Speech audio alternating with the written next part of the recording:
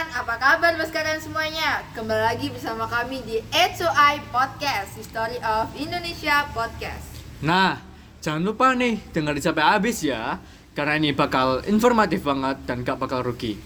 Eits, tapi kenalan dulu nih. Masa gak tahu sih nama yang ngasih informasi sejarah Indonesia kayak gini? Kenalin semuanya, aku Elo. Dan aku Lala, yang bakal nemenin kalian sampai beberapa menit ke depan ini. Jadi di sini kita bakal bahas kondisi ekonomi pada masa demokrasi liberal. Nah, sebelum masuk ke kondisi ekonomi pada masa demokrasi liberal, aku mau tanya nih, sebenarnya apa sih demokrasi liberal itu? Demokrasi liberal berarti sistem politik dengan banyak partai, di mana kekuasaan politik dipegang oleh politisi sipil yang berpusat di parlemen. Kita punya pengertian lain, yaitu merupakan sistem politik yang menganut kebebasan individu. Wah, baru tahu nih informasinya. Emang Indonesia pernah nerapin demokrasi liberal ya? Iya, pernah. Indonesia pernah nerapin demokrasi liberal yang terjadi pada tahun 1949 sampai 1959. Tapi memangnya berjalan lancar ya? Soalnya zaman sekarang kan Indonesia udah mengganti demokrasinya. Kalau boleh aku bilang nih, sama dari sumber-sumber yang aku baca, demokrasi liberal nggak berjalan lancar karena terlalu banyak aspirasi dan pandangan dari masyarakat Indonesia. Selain itu, kalau boleh aku jelaskan spesifik nih, hal yang disayangkan terjadi, di mana program pemerintahan menjadi tak berjalan mulus karena demokrasi liberal ini. Yang dimana hal tersebut berimbas pada kekacauan politik karena kekuasaan yang lebih besar berada di tangan parlemen. Wah, gitu ya? Oke. Tapi aku masih bingung nih. Katanya kan ganti demokrasi kan ya? Oh gitu? Emang demokrasi liberal berakhir kapan sih? Nah, yang menurut aku baca-baca nih, Indonesia era demokrasi liberalnya berakhir pada tahun 1959. Nah, era demokrasi liberal ini berakhir yaitu pada saat dibubarkannya Dewan Konstituante oleh Presiden Soekarno lewat dekret presiden pada 5 Juli 1959.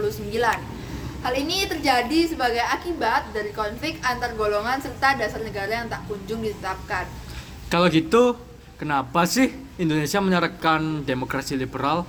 Nah, lagi dan lagi nih yang aku tahu, karena sebagai salah satu upaya untuk menarik simpati internasional, terutama dari negara-negara pemenang Perang Dunia II, agar mau mendukung perjuangan bangsa Indonesia selanjutnya. Oke, nasi info Naila. Gimana kalau kita bahas inti dari kita buat podcast ini aja, yaitu kondisi ekonominya. Oh ya juga, kalau gitu aku ada pertanyaan lagi nih. Aku mau tanya, gimana sih kondisi ekonomi Indonesia saat demokrasi liberal? Soalnya aku dengar-dengar agak kurang stabil. Nah, kalau pada saat itu aku dengar-dengar sih kondisi ekonominya sangat tidak stabil karena pemerintahan sendiri kekurangan atau defisit sebesar 5,1 miliar. Wah, banyak ya, dengan berbagai utang yang menyertainya. Totalnya itu mencapai 4,3 triliun, sedangkan Indonesia hanya mengandalkan ekspor pertanian dan perkebunan saja. Wah, gak bisa dibayangin ya pada saat itu. Yang kalau ekspor itu turun, maka perekonomian Indonesia langsung melemah secara signifikan. Oh, aku baru tahu nih informasi kayak gitu. Kalau gitu, sebenarnya ada upaya nggak sih buat memperbaiki kondisi Indonesia pada kondisi itu? Kalau buat itu sih pemerintah sih pasti ada ya upaya-upaya untuk memperbaiki kondisi itu. Tapi sebenarnya kalau kita menggunakan sektor lain sebagai upaya itu, penyebabnya itu kita terhalang keterbatasan dana dan sumber daya manusia di Indonesia. Berarti kondisi ekonomi pada saat itu benar-benar hancur ya? Iya benar, cuman ada beberapa upaya lain yang pernah diusahakan untuk membalikan keadaan pada saat itu. Contoh usahanya itu yang terkenal ya, ada program dari Gunting Syafruddin, sistem ekonomi gerakan Benteng, nasionalisasi Java Bank, sistem ekonomi Alibaba, persaingan finansial ekonomi, rencana pembangunan 5 tahun atau kita sebut juga RPLT, dan yang terakhir nih, Musyawarah Nasional Pembangunan. Oh, kayak gitu toh. Oke, aku udah sangat paham nih. Tapi kita yusuf banget gak sih buat belajar di sekolah? Benar. Gimana nih, kita udah di penghujung podcast. Udah cukup belum nih informasinya, Sobat Baskarian?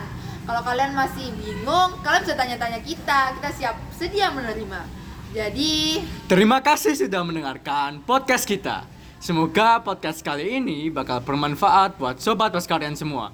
Stay tune untuk podcast kita selanjutnya. bye-bye, sampai jumpa lagi Baskarian.